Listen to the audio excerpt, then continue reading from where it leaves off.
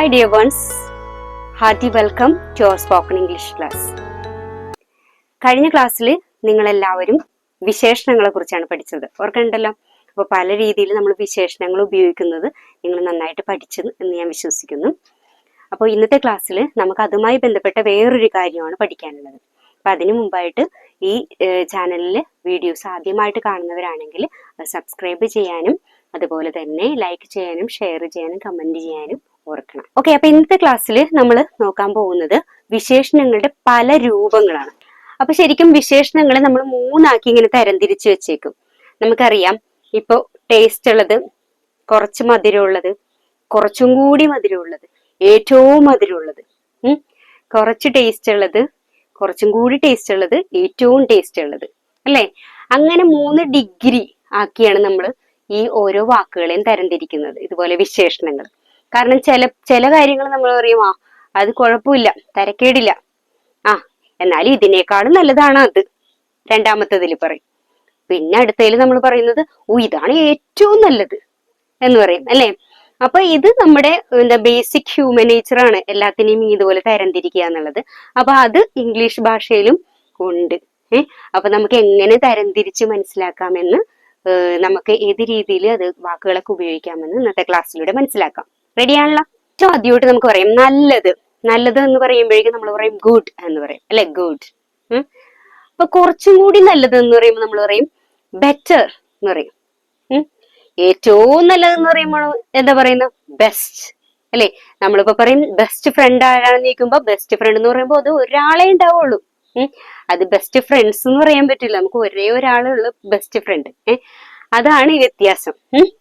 അപ്പൊ നോക്കും, അപ്പൊ സെന്റൻസിൽ സാധാരണ രീതിയിൽ നമ്മൾ ഏറ്റവും ആദ്യത്തെ കാറ്റഗറിയിൽ വരുമ്പോഴേക്കും നമ്മളൊരു ഷീ ഈസ് ഗുഡ് എന്ന് പറയും, അല്ല അവൾ നല്ലതാണ്. ഇനി രണ്ടാമത്തത്, അവള് രണ്ടാമത്തെ കാറ്റഗറിയിൽ നമ്മൾ ഈ ഗുഡ് എന്നുള്ള പദം വരുമ്പോഴേക്കും അത് വേറൊരു വ്യക്തിയുമായിട്ട് നമ്മൾ താരതമ്യം ചെയ്യുമ്പോഴാണ് അത് അവിടെ വരുന്നത്. അപ്പൊ ഈ ഗുഡ് എന്നുള്ളത് മാറിയിട്ട് അവിടെ ബെറ്റർ എന്നാവും. അപ്പൊ ഞാൻ ആ സെന്റൻസിൽ ഉപയോഗിക്കുമ്പോഴേക്കും she is better than the other. കണ്ട, ഇവള് അവളെക്കാളും നല്ലതാണ്.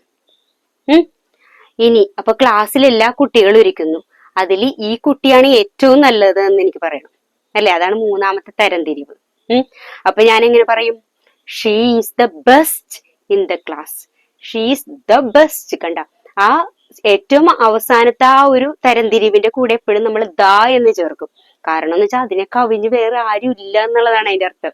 അപ്പൊ she is the best in the class, അല്ലെങ്കിൽ she is the best student in the class. കണ്ട, അപ്പൊ 3 ഡിഗ്രിയാണ് ഇവിടെ വരുന്നത്. അപ്പൊ ആദ്യത്തെ ഡിഗ്രി, ഒന്നാമത്തെ ഡിഗ്രി, രണ്ടാമത്തെ ഡിഗ്രി, മൂന്നാമത്തെ ഡിഗ്രി. ഒന്നാമത്തെ ഡിഗ്രി എന്ന് പറയുമ്പോൾ നമ്മൾ സാധാരണ പറയുന്നത് പോലെ ഗുഡ് എന്ന് പറയും. രണ്ടാമത്തെ ഡിഗ്രി വരുമ്പോഴേക്കും നമ്മൾ അതിനെ വേറെ ആരെങ്കിലുമായിട്ട് താരതമ്യം ചെയ്യും. മൂന്നാമത്തെ വരുമ്പോൾ നമ്മൾ എല്ലാവരുടെ ഇടയിൽ ഏറ്റവും നല്ലതെന്ന് പറഞ്ഞ് ഉയർത്തി കാണിക്കും. ഇത്രേ ഉള്ളു വ്യത്യാസം. അപ്പൊ ഇനി നമുക്ക് അതുപോലെയുള്ള കുറച്ച് വാക്കുകൾ നോക്കാം.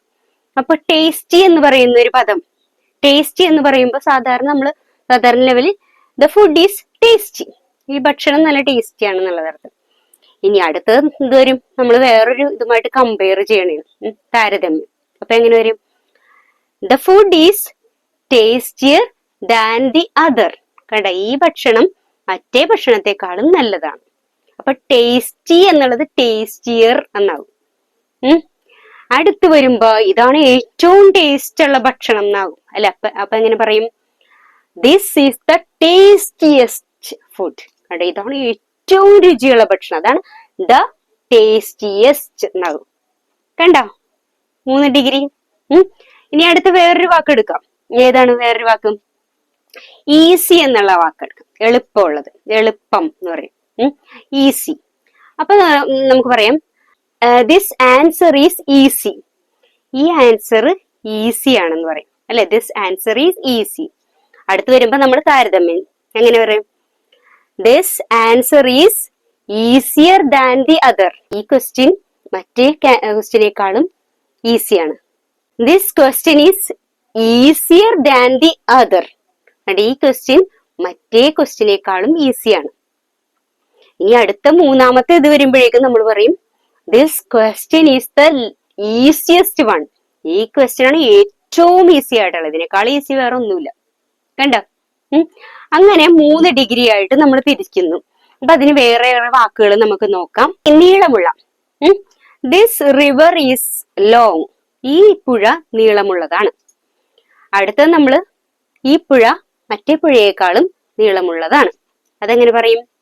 This river is longer than the other. കണ്ട, ലോങ് എന്നുള്ളത് മാറി ലോങ്ങർ ആയി. This river is longer than the other. അപ്പൊ എപ്പോഴും ശ്രദ്ധിക്കണം, ഈ ലോങ്ങർ എന്ന് പറഞ്ഞതിന് ശേഷം നമ്മൾ ദാൻ എന്ന് പറയുന്ന ഒരു വാക്കും കൂടി ചേർക്കുന്നുണ്ട് താരതമ്യത്തില്. ആദ്യത്തേനകത്ത് നമ്മൾ simple this river is long.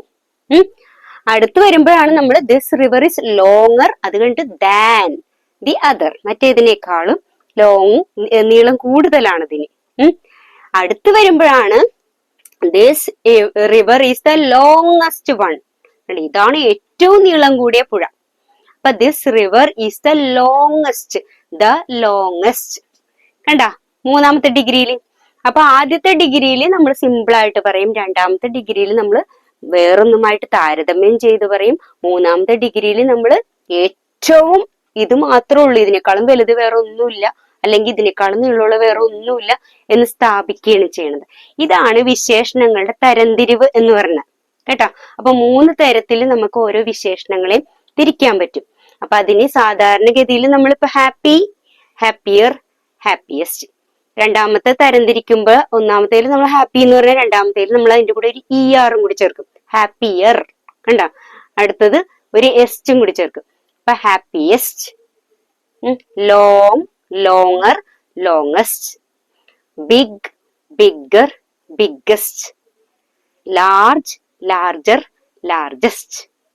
കണ്ട, ഈ രീതിയിൽ ഇന്ന് പോയിട്ട് കുറെ വാക്കുകൾ കണ്ടുപിടിക്കുക, വിശേഷണങ്ങൾ കണ്ടുപിടിച്ചിട്ട് അതിനെ ഈ 3 ഡിഗ്രിയിലുമാക്കി തരംതിരിക്കണം. അതാണ് ഇന്നത്തെ ജോലി. ചെയ്യാല്ല? ചെയ്യണം. എന്നിട്ട് സെന്റൻസുകളിൽ ഇപ്പൊ ഞാൻ കാണിച്ച പോലെ ആദ്യത്തെ രീതിയിലെ സെന്റൻസ്, 2ാമത്തെ രീതിയിലെ സെന്റൻസ്, 3ാമത്തെ രീതിയിലെ സെന്റൻസ് ആയിട്ട് അങ്ങനെ തിരിക്കുക, അങ്ങനെ പറഞ്ഞ് പഠിക്കുക. പിന്നെ ചിലതില് എക്സെപ്ഷൻസ് ഉണ്ട്. അതായത് ഇപ്പൊ ബ്യൂട്ടിഫുൾ എന്ന് പറയുമ്പോൾ നമ്മൾ ബ്യൂട്ടിഫുള്ളർ, ബ്യൂട്ടിഫുള്ളസ്റ്റ് എന്ന് പറയൂല. അതിന് നമ്മൾ beautiful, more beautiful, most beautiful എന്ന് പറയും. അതായത് 2ാമത്തെ തരംതിരിവില് താരതമ്യപ്പെടുത്തുന്നതിനകത്ത് നമ്മൾ മോർ എന്ന് പറയുന്ന ഒരു വാക്കും കൂടി ചേർക്കും ഈ വാക്ക് ബ്യൂട്ടിഫുളിന്റെ ഫ്രണ്ടിൽ. അതിന് ഏറ്റവും ലാസ്റ്റത്തേല് നമ്മൾ മോസ്റ്റ് ബ്യൂട്ടിഫുൾ എന്നാക്കി മോസ്റ്റ് എന്ന് പറയുന്ന ഒരു വാക്കും കൂടി ചേർക്കും. ഓക്കെ, ഇനി അനുസരണയുള്ള എന്നുള്ള വാക്കാണ് ഒബീഡിയന്റ്. ഒബീഡിയന്റ്. അപ്പൊ നമ്മള് അതിന് ഇതുപോലെ മോറും മോസ്റ്റ് ഉപയോഗിക്കും. Obedient, more obedient, most obedient. കണ്ട, ഇനി വിശ്വസിക്കാൻ പറ്റുന്നത് എന്നുള്ള വാക്കാണ് ട്രസ്റ്റ് വർത്തി എന്ന് പറയാം. ട്രസ്റ്റ് വർത്തി. അതിനും ഇതുപോലെ തന്നെ നമ്മളിപ്പോ ട്രസ്റ്റ് വർത്തി, മോർ ട്രസ്റ്റ് വർത്തി, മോസ്റ്റ് ട്രസ്റ്റ് വർത്തി. കണ്ട, വിശ്വസിക്കാൻ കൊള്ളുന്നത്, അയാളെക്കാളും വിശ്വസിക്കാൻ കൊള്ളുന്നത്, ഏറ്റവും വിശ്വസിക്കാൻ കൊള്ളുന്നത്. കണ്ട, ഈ രീതിയിൽ നമുക്ക് ഇത് വിശേഷണങ്ങളായിട്ട് ഉപയോഗിക്കാനായിട്ട് സാധിക്കും. അപ്പൊ എല്ലാവരും ഇതുപോലെ കൂടുതൽ കൂടുതൽ വിശേഷണങ്ങൾ പറഞ്ഞ് പറഞ്ഞ് പഠിക്കണം, അതുപോലെ സെന്റൻസുകളിൽ ഉപയോഗിക്കുകയും ചെയ്യണം. ഇതിനെ തുടർന്ന് നമുക്ക് കുറച്ച് എക്സസൈസസ് ഒക്കെ ഉണ്ട്. അപ്പൊ അതെല്ലാവരും ചെയ്യണം കൃത്യമായിട്ട്. ചെയ്തതിന് ശേഷം സംസാരത്തിലും ഉപയോഗിക്കാനായിട്ട് നോക്കണം.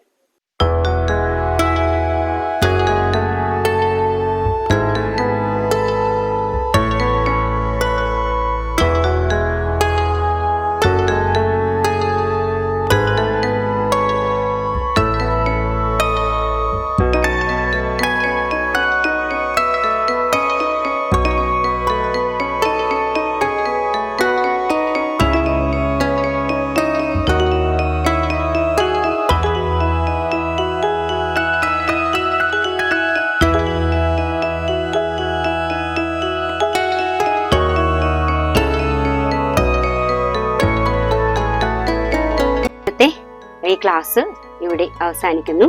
നമുക്കിനി അടുത്തൊരു ടോപ്പിക്കുമായിട്ട് അടുത്തൊരു ക്ലാസ്സിൽ കാണാം. അതുവരെ എല്ലാവർക്കും ബൈ.